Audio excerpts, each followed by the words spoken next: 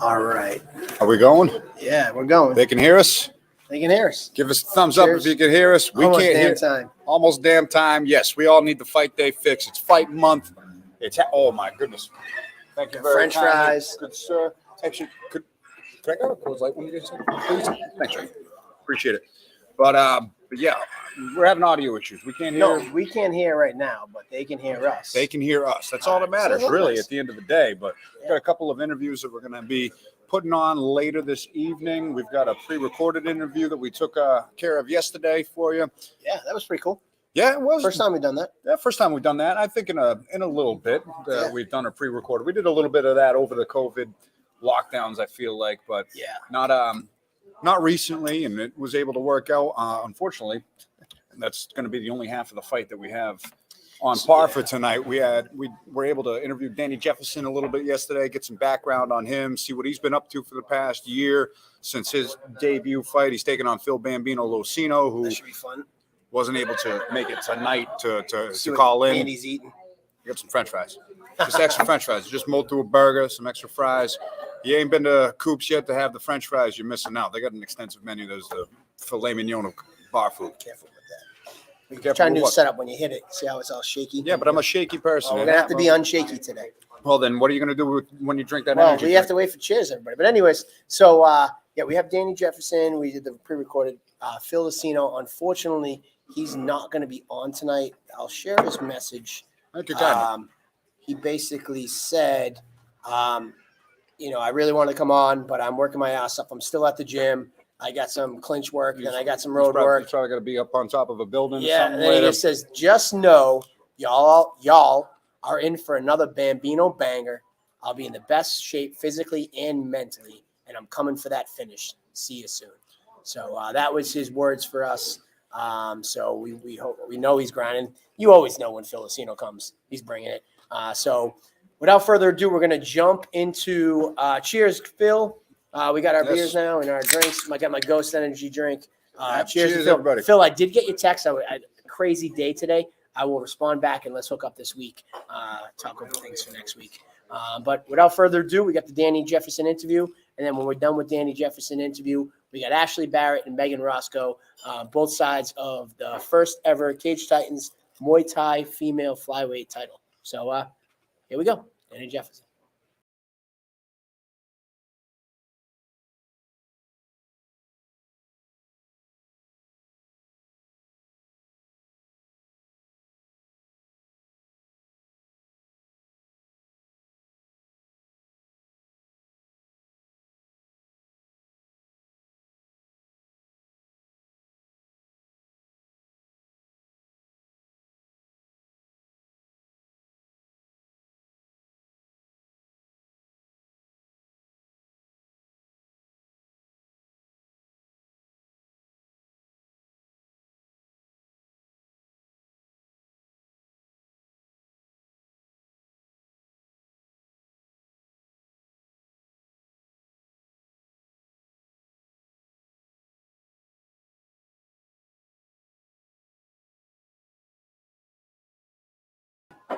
All right. Well, obviously, we're having some audio issues with that one. We're going to try to figure that out. Thank you for the quick update, Phil. All right. Well, there we go. Well, now we got to figure that out because we've got Ashley. We got Ashley in the wings, but we're not going to be able to hear him. So we're going to.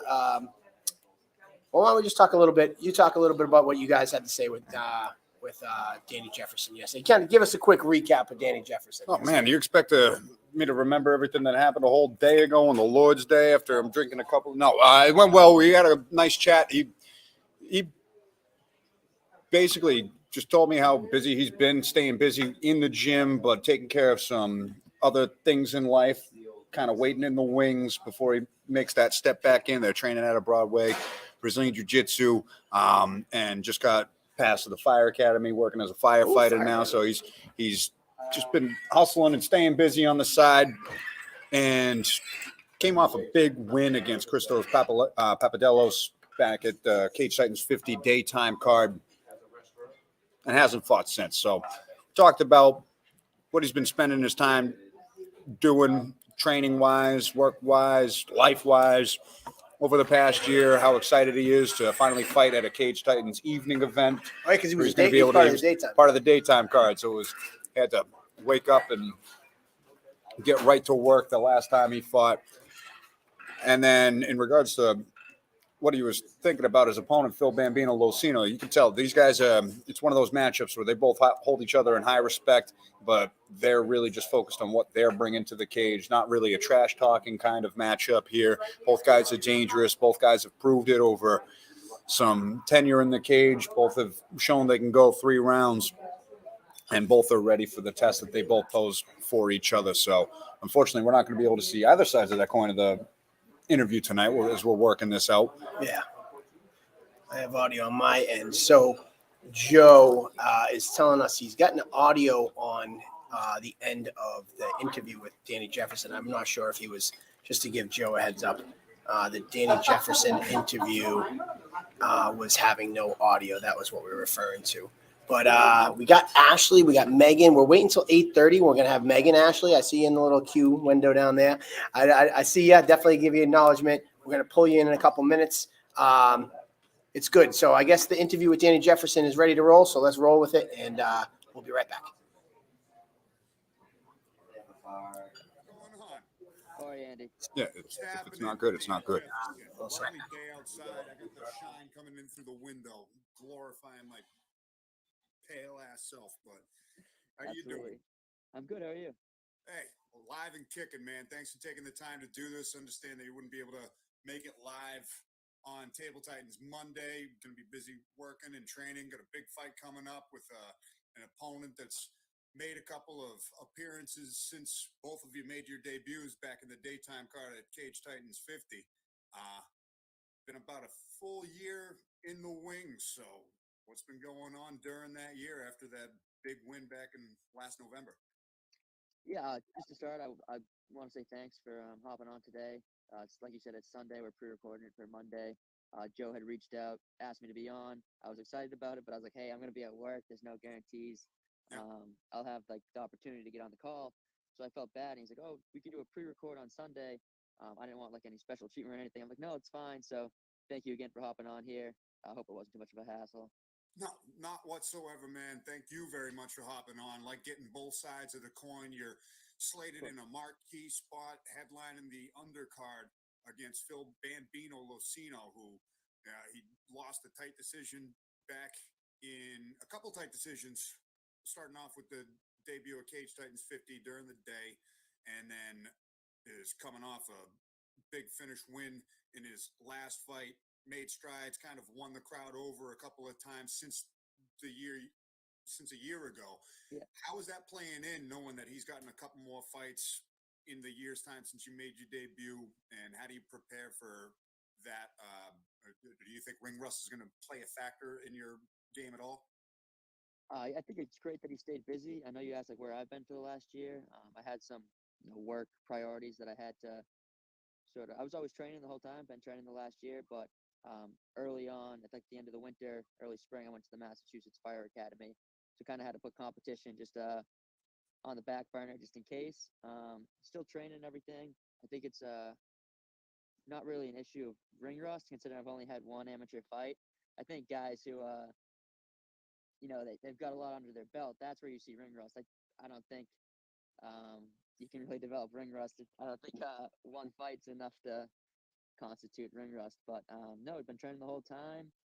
Excited. It's great that it's the same time as last year because the routine's all the same. Everything's very familiar to the camp for last November's card. So the timing works out well. Where do you see your strengths into this matchup playing against your opponent, Phil LoCigno, if you study your opponent at all?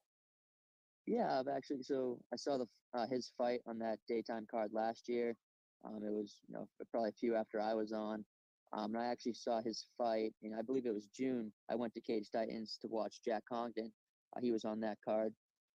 Yeah, he's just another local guy. Comes from a good gym. Strong, recognized gym. They get good training partners. He seems like a hard worker, which is always something to respect. Gritty guy. So I think there's a lot of strengths on both ends, and hoping to go put on a good show. Like I said, he seems like a hard worker. I think I saw an interview he did after they'd built the Encore, and he was like talking to someone on the news or some camera person about like building a better Boston. So to be, like working hard all day and then go train at night, I've seen kind of like both sides of the coin. Worked hard labor jobs and gone to train after. I've also worked like some cushy office jobs and gone to train after, and it's a lot easier to leave the nice easy seat from the office where you got coffee and snacks Yeah. all day, go train at night compared to going working construction or like being outside all day doing manual labor and then going to train. So I think that's what he does. If that's that takes a lot more grit and heart than leaving like the easy office job and going to train. So yeah, seems like another good local guy. Like gonna respect anyone who gets in there, especially if they're hard workers. So I know I kind of dodged the strengths question, but can't give away all the No, of course tricks. not. Can't give away all the tricks and whatnot. Yeah. Now I got to be honest with you. Normally I'd put a lot of homework into commentary, and I didn't for your last fight because I was fighting on the same card. Yeah, I figured. So you do most of your training at a Broadway, if I stand correct. Is that where you get all your rounds in, or where else do you normally train? Where else are you getting strength and conditioning work in? Give us a little bit of background of your training regimen as a whole. Yeah, I'm very fortunate to have like amazing coaches at Broadway. I spend the majority of my training time there. I will do a little bit of like just like boxing work on the side by myself. Got like a couple nice bags in the garage and everything, but almost like 100% of my MMA training is out at Broadway. Right now, I lifted this old. It used to be a Gold's Gym. I think they rebranded to True Fitness. The pandemic kind of I think wiped them out. So I do all my strength and conditioning out of there. I was fortunate. I used to be a trainer. I worked with an old Mike Boyles guy. I ended up getting like the CFSC under the Mike Boyles brand. So I do a lot of their stuff, which is like, strength training for athletes.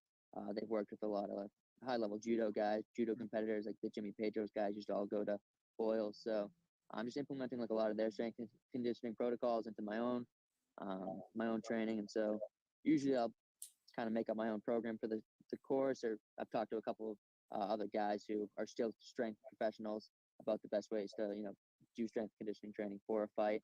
Kind of mash that up with some other things that I find online, some Joel Jameson stuff, Phil Daru stuff. So just kind of, run all my own strength conditioning, but it's not just like, all right, I'm gonna go hammer a bunch of curls and stuff like that. So You got a method to the madness. method to the madness for sure. Way cool indeed. Any different kind of preparation now that you're fighting in the nighttime? You don't have to fight in the middle of the day. I know that was a little curveball that hit everybody that fought on that daytime card. Just fighting a matinee performance. Any differences there? No, but I'm much more excited to fight at night. I think the place will probably be a little bit fuller. That you guys had your work cut out for you, running the day and night card. Excited to maybe like sleep in a couple extra hours in the morning, warm up a little better, just have like a more slow paced day. Feel like last time it was a great experience. I also don't know what the night experience is really like, but it was like get up, get going, get down to Plymouth, get wrapped up, fight. And so I think this time around it'll be like a smoother transition, a little bit better build up for the day, and I'm excited for it. Very cool indeed. Now, what do you do for work that you're balancing in your training? So just like I said, in April I started as a firefighter, so I went to the Mass Fire Academy, and that's why there's no I work tomorrow. There's no guarantees I'll be around to take the call, so I didn't want to commit to something with Joe, you, and Mike, and then not even be on my phone. So fighting fires, doing the good work. I love it. Way cool. And what was the other question I had? Oh, last time you fought, I had a little blast from the past. A little birdie hit me up. What do you know with James Mahoney? Said that it was. Oh, yeah. So I think if you're referring to the same person, James, I was working construction with James. No kidding. Yeah, right after the fights. That's what I was kind of referencing earlier. Like I've worked the manual labor jobs. Yeah, like right after those fights finished up, I stopped working my office job to train for the fight, and then I knew I was getting on the fire department, going to the academy, so I needed to kill some time in between. and I was working construction, Yeah. and yeah, I was with my cousin, and he works with James, and he's like, "Oh yeah, I know Andy. I think he actually fought that day. He's usually like a commentator. He's usually an announcer, but I think he fought." I'm like, yeah, that sounds right. Yeah. No, I played high school football with him and his brother. So he hit me up out of the blue. I hadn't heard from him Yeah, in like a decade. And he's like, "Oh, Danny Jefferson, we're fighting." I was like, "Oh shit." Like this kid's got fan bases from all over the place. So that's I had no idea that you were working with him but I always meaning to ask you, what's your tie to him? That was a strange yeah. little It's blast from the past I got last time you fought. just work in construction. Yeah. Yeah, and he recognized you. He's like, yeah, I think Andy, the guy I knew. He's like the announcer, but I swear it looks like he was fighting. I was like, yep, he was fighting. Does it all, I guess. Yeah, I got to prove I kind of know what I'm talking about. Sometimes, it's just, but that was fun fighting on that daytime card. But I'm excited to see what you can put on in the nighttime. And man, I'm really looking forward to this scrap because I watched you fight back against Christos Papadelos. And he's a dangerous kid, and just the way you were able to Absolutely. handle him and get the finish late in the fight, you look really composed in your first amateur fight. As did Bambino. He's been able to put in the work since then. So if my math serves correctly, I think that we're really in for a high level, high paced amateur fight.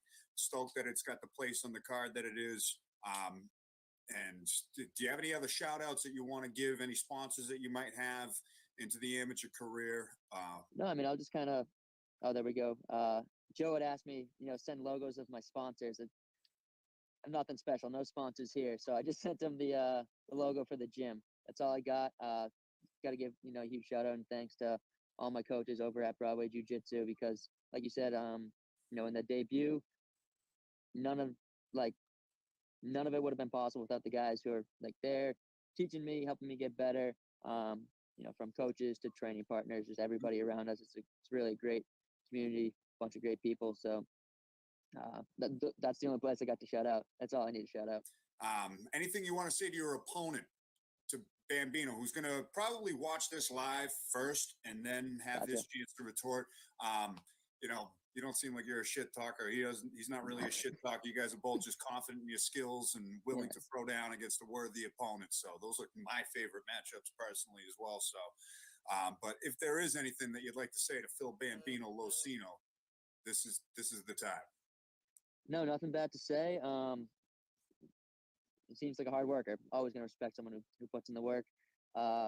If I memory serves correct, and he was like working on building the encore. I love the encore, so thank you for that. And no, I think are we supposed to dress up for the walkouts? Is the cat out of the bag on that? I don't know if it's a. Or is my coach just pulling my leg trying to mess with us? It wouldn't be harmful. It's Halloween themed. It's not mandatory, but go ahead. The more spirited, the better. That's all fine and good by my way. So go ahead, dress up. If you don't, I don't care either. It's just a theme of the weekend. Halloween weekend fight night. There will be blood. It's thematic. It's good. So feel free to. We'll see what happens. Yeah. Also, you're going to be cutting some weight soon. After the fight, Halloween weekend, what's the go-to candy? Oh, I was waiting for this question. I know I watched like Jack's interview. You guys were going off, you and Mike. When I was growing up, the go-to candy was Kit Kats. So that's always what I looked forward to. Nowadays, I know everyone's saying Reese's. So if you like Reese's, I really like the Trader Joe's dark chocolate peanut butter cups. That's something to try out. Yeah. Those are special, so I'll probably hammer a whole box of those or something. Good Lord. All right, there we go. A little curveball, gave Reese's the shout out, but not the selection. Of course. No. I got the honorable mention. I dig it. A little bit different. So, all right, man, thank you very much for taking the time out of the Sunday. This is big, second amateur fight. And we like getting you guys involved and give a little platform for you to tell a little bit more about yourself as you're getting into the swing of things in the really early stages. So, do you have any goals of taking on a amateur championship? Is that something that's going on down the line? You fighting to become a pro, or you just challenging yourself in there? Right now, I think it's just important to be like one day at a time type thing. Focused on the 29th, just focused on right now it's like make weight, do what my coaches tell me. So we're not gonna say too much right here. All right. Fair enough. Fair enough. Yeah. Like you said, you were busy all year last year. You put the fighting on the back burner, but staying ready, and Absolutely. time is arriving in just a couple of short weeks. So, hey, Danny Jefferson, thank you very much again. And with that, thanks again for taking a little bit of time out of your Sunday. And I got really not much left. I appreciate it as well. Thank you, Andy. It's great talking to you. Absolutely, man. Looking forward to seeing you at weigh-ins and getting another quick little interview in there. And looking forward to finally calling a Danny Jefferson fight. Yeah, well, you had the big fight last time, so. Man, gotta be focused. We're two focused people. You gotta focus there. So, good thing. So, all right, looking forward to it, Danny Jefferson. Yeah. Take care. Thanks Andy. again.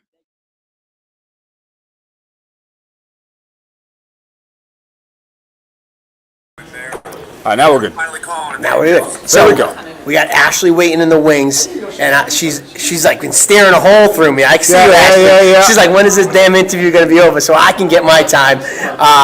But we got Ashley Barrett in the wings, fighting for the first. We just did our first ever Muay Thai title 2 events ago, and here we are, the first ever Women's Muay Thai. Muay Thai title. And I'll be honest, no one's really wanted to step up and fight Ashley. Ashley's been begging to come back to Cage Signs. I should say her team's been asking me every show, when can we get her back? And it's just been impossible to get her fights. And when this opportunity came up, I was like, listen, I know she'd want some MMA. I don't have anybody, but if she wants to stay active and still get one more in before the end of the year, here's what I got for you. So we are going to bring in Ashley. Audio crazy, overpowered. Trust me, we're loud talkers. I said, so when they design these mics, we're loud talkers. And we were dealing with a little bit of some issues on our end before while we were doing that, playing that video. What'd you think of the interview with Danny Jefferson? I mean, I thought it was good, but I'll be honest, if I don't bring Ashley in right now, I'm very scared for myself. She is like she's been sitting piercing here holes through the soul, our souls through the. There we go. There she is. There's the smile. Hi. What's going on? Not much for you.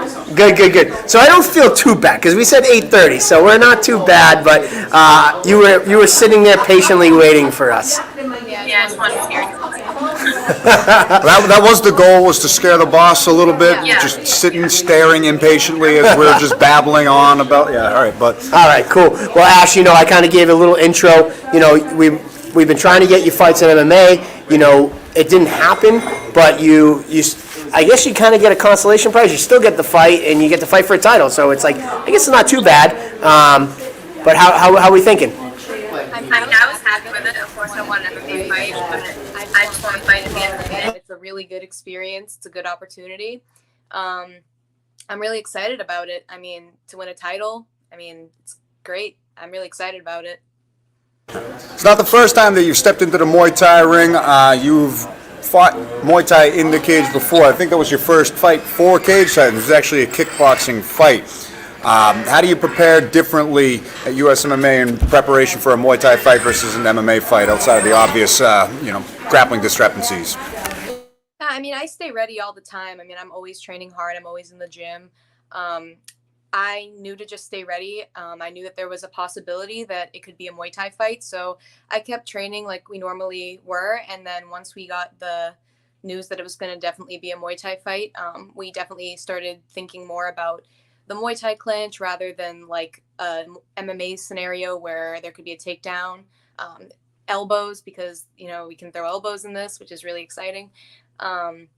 And just, a lot of output because it's, the rounds are shorter too. So we prepare for 5 2-minute rounds rather than like 3 3-minute rounds. So we talk about the rounds, and obviously being a title fight. That was something that your coach was pretty adamant on. He's like, I want the 5 rounds. Did that have to do with the title necessarily, or the cage time? Like you want it because obviously Muay Thai fights are 2 minutes opposed to 3 minutes. The rounds are really quick. When I found out about it, it was 5 rounds. I honestly didn't know anything about it, but I think it's great because the rounds are so quick. It gives you an opportunity to really feel each other out and get better as the fight goes. You're so quiet and reserved, mostly. You're quiet and reserved throughout this interview, but when you do win a fight, you have some of the most piercing reactions that we have seen, whether it be by finish or it doesn't matter. It's like, what propels that kind of intensity? Because it doesn't seem like you're like that intense right now as normally you are, especially in competition. I flip a switch. I don't know. It's just as the day goes, I'm pretty calm in the morning. And then just like as the day goes, as when we get there, it honestly first starts to kind of flip when I get to the weigh-ins and I see my opponent. And especially when I can just like stare into their soul, I know in that moment that like it's time to fight. And I'm pretty relaxed the whole fight day. But then like we get there and I get my hands wrapped and like you can smell like all the like things that like the like Vic sticks and stuff like that and like the Thai oil and stuff and the sound of everybody like starting to warm up and it just like gets me in a zone and I'm just like ready to kill somebody. So before this, like, you know, we met you when you made your debut a couple of years back. Like, what did you do outside of before competing? Because it seems like you got that like that dark hunger, desire inside you. You had to have some sort of other release. Was it sports or what was it before you found Muay Thai and MMA? So I honestly, I mean, I did like dance and cheerleading and stuff, but then I went to a friend's birthday party that was like a karate place when I was like 12, and I just really liked it. It just felt right. Like it was the only thing that like I really wanted to like do and like care about and get better at. Cause like I do sports and be like, whatever. Like I don't really care if I do well, but like I wanted to get better at it and learn it. And then the place actually ended up closing. So I kind of had nothing. And then I saw Ronda Rousey, like a video of her, and like I'd never watched the UFC. I didn't know anything about it. I didn't know what MMA really was. And I was like, I want to do that. And my dad was like, there's literally an MMA gym in our town that you can go to and that I never knew about. And that was how I found the gym. But I knew that was like the thing that I liked to do. Like I knew that I liked hitting things. I liked fighting. I liked the sparring. And then I walked into the gym and that was it. I knew that was what I was meant to do. So, obviously, you're goal-driven. You found what you want to do. You've got already behind you a bunch of medals and gold shiny things. You're obviously fighting for history here. First ever females Muay Thai title at Cage Titans history. What are some other aspirations you have? Do you see yourself going professional in the near future? Is that what the next couple of year plan is? Give us your synopsis of what you see yourself doing in the sport in the next couple of years. Yeah, I mean, I want to go to the highest level possible, of course. Like the great goal, of course, is to go to the UFC and be the best in the world. But I want to take it, one fight at a time, get as much amateur experience as I can, keep finishing all these girls. And then when my coaches feel it's right and nobody else wants to fight me, we'll go pro. And from there, just keep getting better and better. All right. Well, we got your opponent. Well, before we bring your opponent in real quick, I want to ask, you have a couple other teammates fighting on this card. What is it like training with that group of killers you got over there? You got Doolin, who made his debut last show, is back this show. You have Hill that's fighting, making his debut this show. You guys are really emerging as one of the top gyms in their area. What is it like training with those guys? It's awesome. It's such a great energy, just like in the team training when everybody's training for a fight, everybody's hungry. Like the sparring and drilling rounds, just everybody just is so hungry and going after that. And it's just so awesome to all be growing together in fight camp at the same time and getting ready. It's awesome. I can't wait to see them fight. Yeah, and these guys are making their MMA debuts as well. How does that feel being one of the experienced fighters on this fight card, repping US MMA, where you've kind of been under the wing of like Shane Doherty, Hillary Rose in fights past, but you're kind of coming into your more experience going in a marquee fight on the main card. So how does that experience play into like a mentorship type of role in the gym? It's good for, if they have questions about like how they should feel or like, but they all pretty much know what they're doing. And we have really good coaches and guidance at the gym. So, I feel like they're on the right path, but it's just really good for just helping them through that. Yeah. Nice. So before we let you go, we're going to bring your opponent in if you want to take a couple minutes. You guys can have you both on at the same time. But before we let you go, because we'll probably do a couple minutes with you both on, and then we'll let you leave, and we'll have a couple minutes of her for her own time. But there's one question we've been asking everybody, if you've heard it. So I got to get your feelings on what is your go-to Halloween candy, your favorite Halloween candy. Ready, go. Oh, it's probably gonna be Reese's for sure. Everybody says Reese's. Yeah. All right, so I'm going to ask you the follow-up. We decided this last week. Your second favorite, because everybody's saying Reese's. Reese's. Probably 3 Musketeers. Three Musketeers. Yeah, we haven't All seen that one right. yet. We haven't heard of Three Musketeers. All right, I like that. So without any more delay, we have Megan Roscoe, your opponent. So we're going to pull her in and kind of ask her some questions. We'll ask you both some questions about each other. And before we let you go, then we'll switch over to just Megan. So welcome, Megan Roscoe, to the stream. Here we go. Hey guys. Hey, how we doing? What's going on, Megan Roscoe?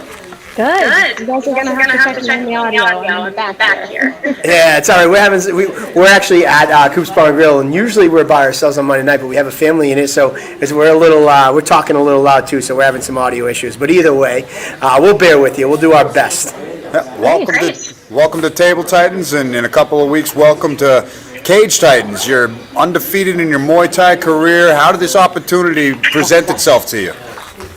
I've actually been moving around a lot for the past year or so. So I moved from the West Coast over in Spokane, Washington, and now I'm here in Boston, settled. And it took a little while, but I ended up finding Citadel Martial Arts, working with Eric and Zavi. And yeah, we've been looking for a fight for me for a while, as I'm sure Ashley can attest. It's hard to find other women to fight, especially in Muay Thai. So finally got to find an opponent, and I'm really excited about it. Was it ever presented as possibly an MMA fight? Because I know that Ashley was looking for an MMA fight. I don't know if you ever got that. No, not at all. She was strict Muay Thai. That's Yeah, it was never presented to me as an MMA fight. I haven't really dipped my toe in that particular arena yet, potentially down the line, but I wouldn't say that my grappling is in a spot where I would be ready for MMA just quite yet. I might need a little bit more work. So do you see that playing into your advantage going into a fight with, Ashley has fought Muay Thai before. She's also a top MMA prospect at the amateur ranks. Do you see that playing as an advantage to you at all? Yeah, I wouldn't necessarily say advantage or disadvantage. I would say that we're probably coming at it from two different situations. So I'm coming at it from a traditional Thai perspective. She's probably coming at it from more of an MMA heavy perspective. And I think it's just going to make for a really interesting fight. Yeah, so did you mention in your intro like how you made your way here? What brought you all the way here? Did you say that? I was trying to fix on that echo. Can you guys go back? I was trying to fix the echo issue we were having. So I might have, but what made you come all the way here to Boston? So initially moved to Boston for work, was working with a startup, and then after that had a bit of a switcheroo, went back to Colorado where my family's from for 3 months, and then came back for a different job. So really wanted to come back to Boston, honestly, specifically because of the gym. It's really hard to find a good solid gym to train at, especially a good solid Muay Thai gym specifically. Yeah, and it's just, they're like a family to me. I spend most of my time here that I'm not at work. So you really want to find a solid family and stick with them. And that's the way that I feel about Citadel. So we have Ashley on the line with us, and then kind of switch directions. And before I go to Ashley, you had the privilege of being able to listen to her a little bit. What's some things that stand out to you that she might have said, or what you know about Ashley going into this fight? Honestly, I have a lot of respect for her. I think one of the easiest things off the bat is that we're both women, and we're both women in a very traditionally male-dominated sport. I admire any other women that get into this because we all know that it's not an easy thing. So just to come in and to be able to be a mentor within her gym and then be able to take that going further into the ring. I'm sure the support over at USMMA is great for their team. I know that it is here at Citadel. And I know that that's a specifically difficult thing for women in the sport. So just a lot of respect on that particular area. Honestly, similar backgrounds. I also used to dance. Never much of a cheerleader, but I tried out aerial silks, and those are somewhat similar. So it always makes me laugh. We always come from fairly competitive um, exhibit type backgrounds, and then we go from there. It's gotta be like the friendliest fight card matched up of all time. This is Ashley, we're going to ask you a couple questions. I know you have us on mute, but if you, yeah, so, you know, obviously very respectful for both of you. What's something that you've seen about Megan that stands out to you that either you want to exploit or something that you know, or anything that you know about your opponent? Because obviously being from the other side of the country, there's not a lot of fight video. There's not, you know, you probably haven't seen her at shows locally in her bouts. What's some things that you know about Megan that's going to help you or aid you into this fight? Well, I saw very minimal footage, but I'm pretty sure she's a southpaw. So, you know, we're aware of that, training for that. Yeah, she likes to throw, but I like to throw more. So, I mean, I think that I just think that it's going to be a lot of punches thrown. And kicks and elbows. You guys have all those at your expense. Yes. So, Megan, you've obviously competed in Muay Thai, and I think I know the answer for Ashley, but I'll ask you first.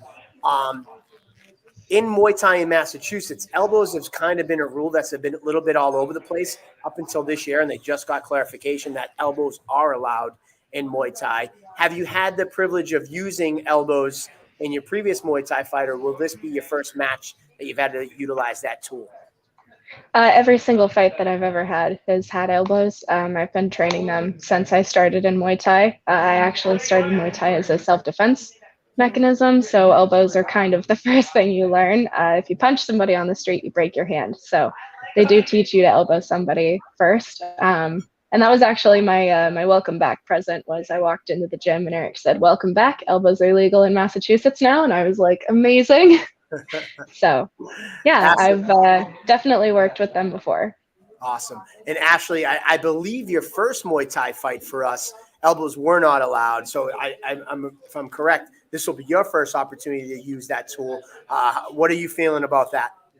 So this isn't my first time using elbows. I've done 2 of the tournaments, IKF tournaments in South Carolina where elbows were allowed. And in one of them I fought twice in one day.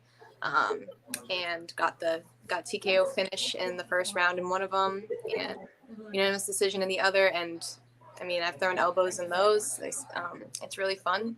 Yeah. Oh, awesome. All right. So then you guys have both had experience, because I know that was a big thing. You know, Cage Titans, we got involved in Muay Thai back in 2019, right before COVID. And when we got involved, there was a lot of controversy and questions surrounding elbows. And this was a big thing this year when they made it officially, because it was all an interpretation in the rules. Like elbows were illegal, but elbows to an approved target were legal. So they kind of contradicted each other. But we finally got some clarification from the Athletic Commission just as recently as a few months back, and then again at last week's meeting. So this has been a huge thing. So I'm excited that you both have the experience with those, and we look forward to seeing you throw them. Added level of flavor to an already stacked card. Muay Thai is a sport, the art of 8 limbs, so it's exciting that elbows are legal. We've got history being made. First ever women's Muay Thai title on the line, headlining the undercard of Cage Titans 56. You guys are in a prime spot. You guys are face-to-face virtually right now. We're going to let you go in a minute, Ashley, and we're going to continue on with some more questions, Megan. But like you mentioned both earlier, this is not as much of a talent pool when it comes to women in the combat sports, but here you are in a real marquee spot.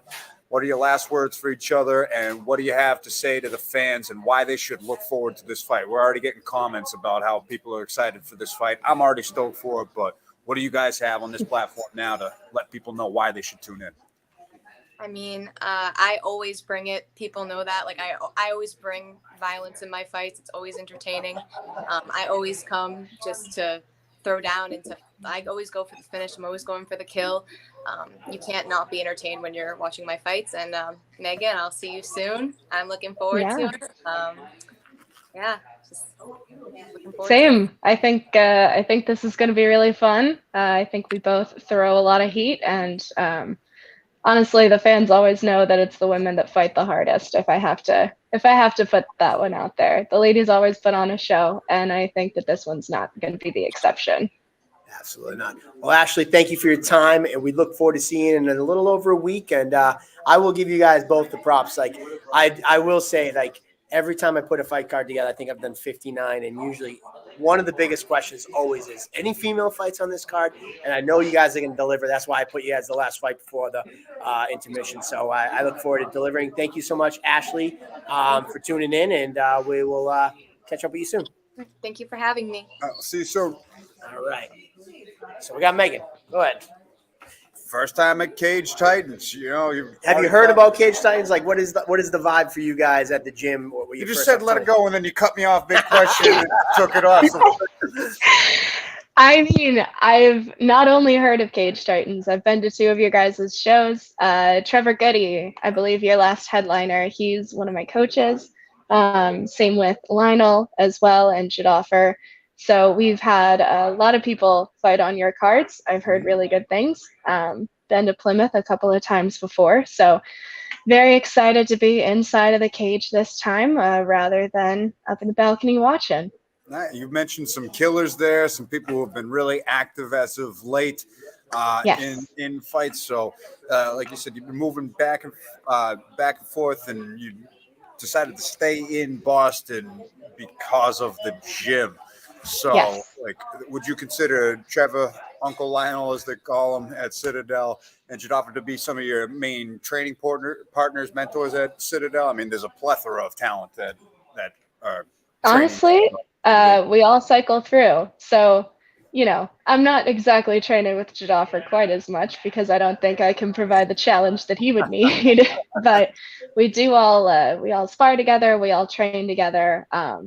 And I think we all definitely learn from each other, and we encourage each other through the whole process. So we actually just had one of our fighters on a card in New York this past weekend. We've got 2 fights upcoming this weekend, and then next weekend will be me. And we've got a couple coming after that. So it's been a really active period for the gym lately, which makes it fun. One person's in fight camp, everybody's in fight camp, you know? Well, it's funny. I would have to say that there's probably not too many 6'10" flyweight women fighters out there. So, I mean, getting it in with Trevor Goody, I don't know how well that would help you in your fight career. I mean, it definitely does help. I've fought some people that are significantly larger than me, and you know, you fight people that are smaller than you. It just gives you a range of looks and a different range of styles. If I can manage to get inside Trevor's guard, I think I can manage to get inside anybody's guard. Nice. Well, yeah. So my last question for you before you go is, you know, obviously this is your first time competing for Cage Titans. The fans have had the privilege of seeing Ashley compete before, but the floor is yours. What can Cage Titans fans that are not familiar with Megan Roscoe expect from Megan Roscoe on fight night? I think technical Muay Thai. I come from a Muay Thai background. So we do get a bit of a rap for just kind of staying and hanging out, but I think there's a lot to Muay Thai that people don't necessarily expect. I think, like you were mentioning, a lot of the spice is what's going to come into this fight next weekend, and I'm really excited to show what I've been working on. I've definitely leveled up since being at Citadel, I think I can say. Added a lot to my base style, and very excited to show that off.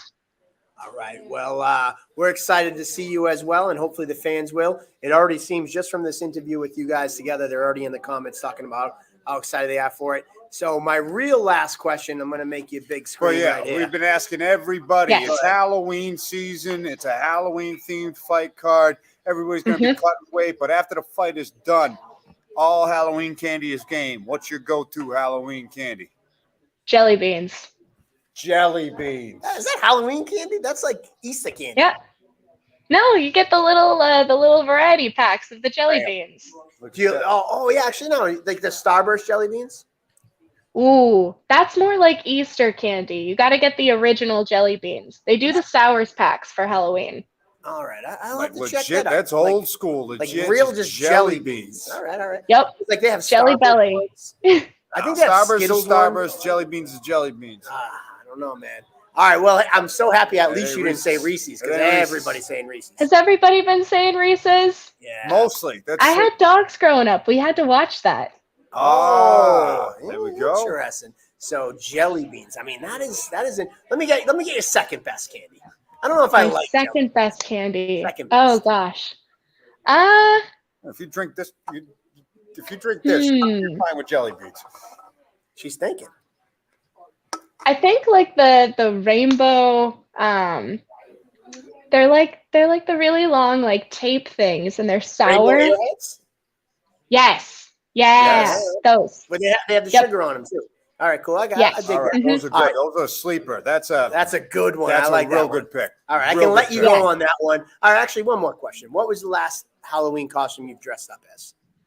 My last Halloween costume was Kim Possible. All right. How long ago was that? Is that recent? I think that was the last 2 years actually. It's a good backup. Oh, so you've gone 2 years in a row as Kim Possible. Honestly, because it's a good backup. You can always find a Unstoppable, and you can always find a black turtleneck. All right, well, there you go. So, well, thank you so much for your time. Any last shout-outs before we let you run? Nope, just grateful to my team and super excited to come and hang out at Cage Titans. All right, well, have a great one. Thank you for your time. Yes, thank you very Of much, course. Megan. Have a good one, guys. Look forward to meeting in a couple of weeks. All right, cool. So that was good to have Megan on. And right off the cuff, we actually have a great fight, but we also brought Brian Ferguson in. He wasn't scheduled. He was like, where's my invite? We tell people all the time, like, this is an open invite show. If you want to be on the show, just ask. And he asked in the comments, so we're going to bring him on. But before we do, last minute thoughts on that matchup between Megan and Ashley. Hey, they brought it up in the interview.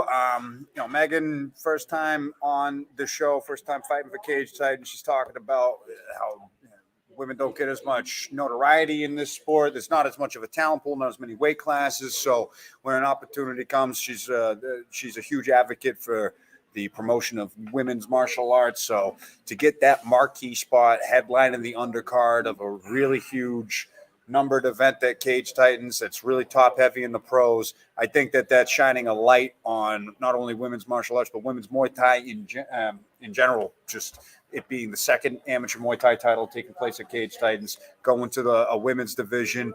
It's huge for many different reasons in this sport, and hearing them both take the stage, as nice, quiet, and reserved as they may be, they both bring violence. And we always say it show after show, the women steal the show. Yeah. The girl fights are the best, and that's why that's slated where it is on this fight card, and it's going to be electric. I'm stoked for it, and even more excited now after hearing them chat with one another. All right. Well, before we bring in Brian, as you can tell, I've been on this show. So the posts that are going out right now, I have no control over. I did not post. I'm getting a lot of people. They're just ignoring Table Times. They're like, what's up with Dana White coming to Boston? You're here to hear first. I do not know anything about it. I know Dana White did an interview today on Barstool Sports, or it was released today. And he said he wanted to come to Boston in December. Immediately the interviewer, the podcast guy from Barstool, was like, "Oh, you're coming to Cage Titans," and he's like, "I hope you come." And there's we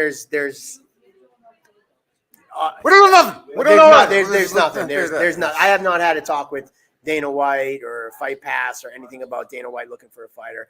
Though, if something comes up, because if he wants to come to Boston, it's amazing that Barstool is like immediately like, "Oh, you're coming to Cage Titans?" Like that just shows what we've built here and that people do recognize what we've built. But I can just tell you two things. One, I've never had a conversation about it. I know that Dana has said in multiple interviews that he would like to start back up with Dana White's looking for a fighter. He has mentioned Boston as a place to come back to. Obviously, him being from here. So is it a possibility? Yeah, maybe. And number two, I know for a fact, because I was just at a commission meeting last week, they don't have anything on the books for December. So I don't really know what's going on. So we're trying to tell you it's all lies. Maybe wishful thinking. There's a lot of stuff that goes into that type of thing. So who the hell knows? But I can tell you, as of right now, you don't have to text me asking about it. I don't have trust, the answers. Don't trust everything you see on the internet. Shouldn't And I'm take me not to tell you being that. Dana White when he said that Mark Zuckerberg didn't rent out the Apex and he was the only one in attendance. This is not me just trying to redirect. I really, honest to God, have no inside track on this. There hasn't been any discussions. So that's it. There you go. I mean, sorry to crush your hopes and dreams, but that's the reality. Maybe it happens. Maybe it doesn't. I don't know. Not tomorrow. So I wouldn't know. And I promise you, if I do know information, I will be in touch with everybody and get you that information. So I appreciate all the texts that are coming in and Facebook messages. I did see the interview. I believe Nick, as you know, that's why I started this with, I've been here the whole time. I'm not posting. I believe Nick's taken this and ran with it on our social media pages, but there's no truth to it. So I got to squash it right now. And if I do know, I will let you know. But anyways, sorry to be the bearer of bad news. So yeah, maybe tomorrow I'll wake up and I'll get an email. I don't know. We've said since the start of this show, 6 years ago, however long we've been doing this now, that it is always an open invite. And this is like one of our first guests that like put himself in the comments and was like, I want on. Well, yeah, like legit. And honest to God, I almost was like, no, don't even bother, because we've talked to this man's coaches before. I think he's got a remarkable backstory. And if there's anybody who would be willing for like a full-on prepared interview, but he jumped the gun and decided to comment in tonight. And he's got another fight booked in. He's first MMA fight. First ever MMA fight. So he's making his MMA debut coming up for this next fight card at Cage Titans 56, though not his Cage Titans debut. We got Brian Ferguson waiting in the wings at a Nostos MMA. Welcome to Table Titans, Brian. You did what you have to do to get on. Just that. Yo, what's up? What's going on, my man? Cholesterol. Not much. So I'm so happy you mentioned this because, you know, we say this all the time. Like, this show is about the fighters that compete for Cage Titans. And a lot of times people will grab Andy or myself and be like, hey, how come I'm never on the show? How do I get on the show? It's like, it's just ask. Just be like, yo, I want to get a spot on the show. So I'm glad you did. And now hopefully this will be a lesson for fighters in the future that want to get on the show. It's just as easy as that. Just be like, yo, can I get on the show? And boom, here we are. Yeah, I was just driving home. I just pulled in my driveway and I saw you guys were live, and I was like, I'm just gonna talk shit on it real quick and see what Mike says. So none of us are prepared. Excellent. Yeah, absolutely. So I'm excited about this fight because, you know, for those who don't know, the last fight, you know, you're a guy who was looking to fight at 170. Things weren't coming to fruition. You had a fight for Combat Zone prior to that got canceled the week of, somewhere around there. You end up jumping up a weight class, fighting at 185 in a Muay Thai bout when you're technically probably a 170 or maybe one day be a 55er. You know, here you are finally able to get a full fight camp because you took that last fight on a week or so notice. And, you know, I thought it was important to pay you the respect of getting you a full fight camp, so to speak. And here we are for this show, October 29th. Yeah, man, I definitely appreciate it. I've been in you guys' inbox a lot I'm always, you know me, I'm always trying to make it happen. I was actually originally not going to fight on this card. And then I think Devin was messaging you and was just like, oh, he's going to take his time and train. And then you came with an offer. And once I get an offer, it's real hard to say no. And I'm like, just that type of guy, you know, I just can't say no when things are there. So I had to say yes. Why not? And it was a dogfight in your last fight, taking on Sean Wakefield in upper weight class at 185, making your debut. You were getting cracked. You stayed tough in there. You were throwing back. It was a high-paced fight to kick off the card. And now you're jumping into MMA at your more natural weight class. I knew that it's been quite a weight loss journey for you as far as I'm understanding, if I'm remembering correctly. Yeah, I was when I started at Nost, I was like 17 months ago. I was 250 pounds. Nice. And yeah, man, I mean, this sport literally saved my life. I was like basically suicidal, you know, and I'm in recovery from like substance use disorder as well. And so I was like in a real dark place when I found MMA, and it was Shane Burgos fight. It was that delayed knockdown fight where he got like cracked and Yeah. then like 4 seconds later he dropped. That's the fight that I was like, wow, Barboza. that looks like so much fun. Let's do this. Yeah. So you mentioned, recovery and weight loss. Congrats on the weight loss. My journey in MMA started 13, 14, 15 years ago when I was 250 pounds. I competed at 145. Now my fat ass is a little bit higher, back up in weight. But anyways, Andy was a weight loss journey guy that got into the sport. So congrats to you on that. But my question is, you mentioned the recovery piece. And last week, or a few weeks ago, we had Paul Teagon, who spoke about recovery and how it's helped him with this sport. And we've mentioned a lot of fighters find MMA as a means to help them with the recovery process. What is that like for you? Yeah, I had been sober for 3 years when I got into MMA. And I was an all-state lacrosse goalie, and I played lacrosse in high school, and anything with a ball, and I like lost that and like I started getting high when I was real young, and I just kind of like lost that competitive edge when I like turned 18 and kind of lost everything and went down a deep dark path of myself. And yeah, man, and then I got sober, and then I was always I was lifting weights, but didn't really intrigue me that much, I mean, I looked good, but it wasn't like a lot of fun, and then I watched that UFC fight one day, and I just literally Googled UFC near me. And Devin Powell's picture popped up, and I was like, yep, this is the guy. I'm going there. Nice. And you're not kidding. You've been in my inbox. Like every time we have a post, it's like, bam, Brian.Ferguson comments, Brian.Ferguson sent message. You found Devin. You found an amazing school. As you talk about that, quickly, what would be a message for somebody that might be in a similar situation that you were in? What would be a message to maybe some young kid, or maybe not a young kid that's kind of going through those dark places and that struggle, and as a word of advice for someone like that? Yeah, man. I mean, for me, it was just always where my feet go, my brain follows. It's like literally it's just showing up. I'm consistent. I'm in the gym the same days every single week. I'm a creature of habit. What time I'll be there.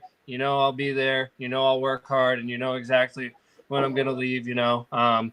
It's just showing up. That's the bare minimum. If you show up, you're gonna want to work hard because the guys around me work hard, and then I want to work harder than the guys around me, and so on and so forth. Like when I came into the gym, Brody McDougal was making his MMA debut when I started training, and same with RJ.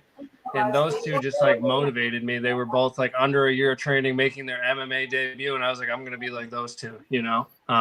They motivated me for that. But I've always like found like role models to kind of like be like, I want to achieve that. And then once I get to that level, kind of going off my own path. Yeah. Well, it's funny, I'm glad we ended up getting you on this card, because you're absolutely right. Like after your last fight was like on a week's or so notice, this card, it looked like, I was like, I'm getting him a fight with full notice. And then like, we're kind of coming to the end, 4 weeks out, I think it was. And it was like, man, I just don't think I got anybody. And then Devin hit me up. I think I asked for like another day or so. And then he hit me up. He's like, you know what? We're just going to hold off into the next one. I was like, shit, you're kidding me. I just had a name come in my inbox today. And then boom, he's like, wait a minute. I'm going to hit up Brian. He's like, yeah, he changed. He's like, forget it. We're taking it. Just like you said. And it shows that you're ready all the time. You guys probably all feed off each other. So it's really great that you have such a good family up there at Nostos.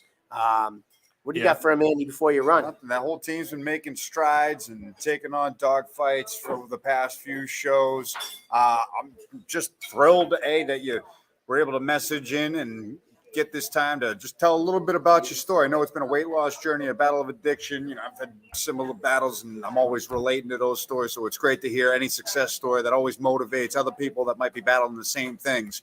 And I think that, honestly, martial arts is one of the best ways to kind of cleanse those kind of mental traps that we put ourselves in sometimes. So always inspiring to hear another like story. So it's quite a pleasant surprise to get you on the show tonight. And I'm just stoked to call another one of your fights, this time with the little gloves on at a more natural weight class.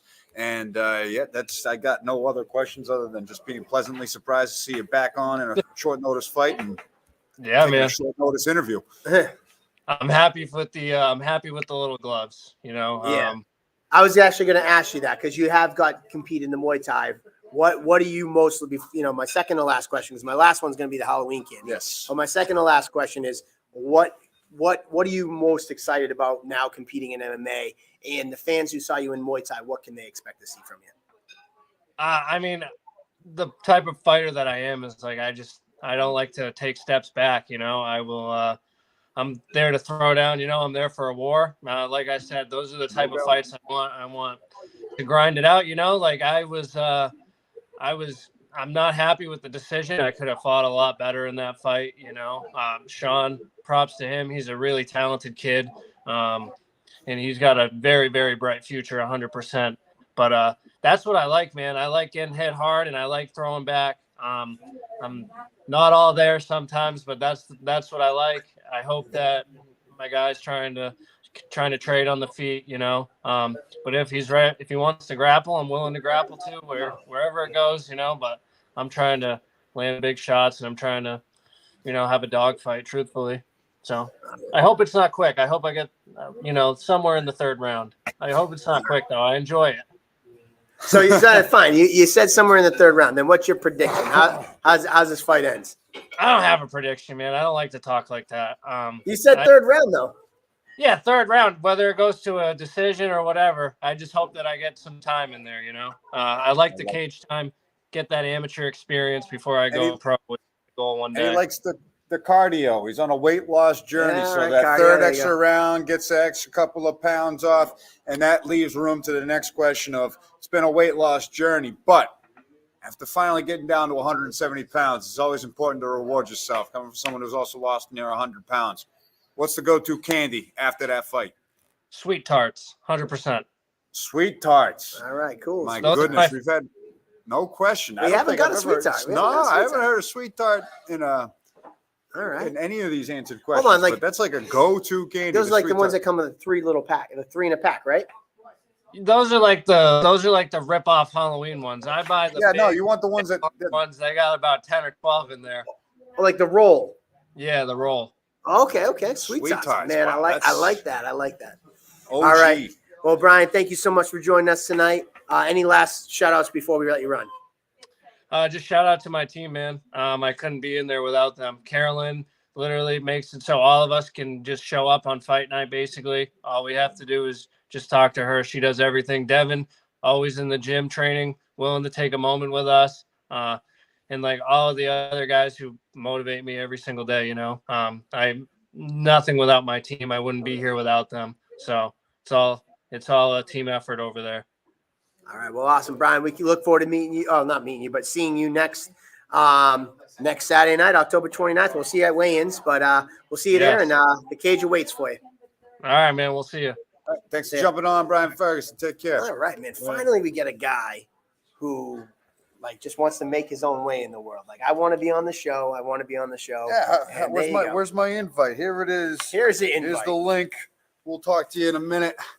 But all right. Listen, I'm throwing this jacket on because this is my impromptu Bill the Butcher costume here. But I didn't bring the knife. I didn't bring a knife or nothing. But we've been talking about doing this costume party here at Cage Titans 56. Yeah. So lay of the land is you show up in a costume at Cage Titans 56. It doesn't matter what kind of costume it is. We're going to have a team of judges that are going to be roaming through the whole place and picking who they think are the deservers of the final vote for the costume. We'll pick like 4, 5, 6 costumes throughout the night, and at intermission, those that get selected by those random judges that we select are going to be brought into the cage at intermission, and we're going to ask the crowd who they think is the inaugural costume contest winner at Cage Titans. And there's going to be a nice little prize bucket with a bunch of different goodies, Cage Titans memorabilia that are going to be thrown in there for whoever does come with the best costume. Yeah, so, man, I'm excited. A lot of people have been asking. I've always said Halloween is not my thing, but I know a lot of people are into Halloween. So there you have it, our first ever costume contest, October 29th, Halloween weekend. What better way to kick it off? So like Andy said, we'll have people going around the crowd. We're going to bring you inside the cage, so hopefully you're not too shy. You're going to show off to all 1,500 plus people, and we'll get the crowd response and pick a nice winner, and we'll come up with some goodies for you guys. So make sure you come in your costume. And then also, a lot of the restaurants and bars around town are also doing costume contests that night. So definitely come to Plymouth ready to party and in your costume. I don't mess around in Plymouth. No, they don't mess around. Not since 1620. No, there you go. So for Bill the Butcher, is that where you're going to go? I don't know what I'm going to do yet. Well, I might go. The hair might be gone. Oh, really? The hair might go. We don't know. We may not see the long hair come Cage Titans 56. Really? That's the over on the bet. If you're looking for something to bet on, am I showing up with the high and tight or the cornrows on? I kind of like the high and tight. I'm not gonna lie. You just hate the long hair. You're ready for it to go. Because it always messes up when you So it looks good at the beginning of the night, because then he puts the headset on and off and on and off and on and off. So when you go in the cage, then by the end of the night, your hair's. I'm getting tired of it too. It's almost time to go. Yes, understood. All right. But with that, look at me. Who am I? I'm just jealous because I have no hair. But anyways, drink a Monster, hit a treadmill. Hey, Oh. cheers, everybody. I can't help it. What the hell? Hey, cheers, everybody. Thank you as always for tuning in. We'll see you next week. We'll be at fight card breakdown. Full fight card, full breakdown, hot wing, hot take. We'll be doing it at Main Street Sports Bar and Grill. Going to go visit Adam down there next Monday. Big week in Plymouth. Next week, it's fight week. Only 2 weeks to go, so get your tickets off your fighters now, and we'll see you next week. And don't ask me about Dana White Contender Series, because I have no answers for you.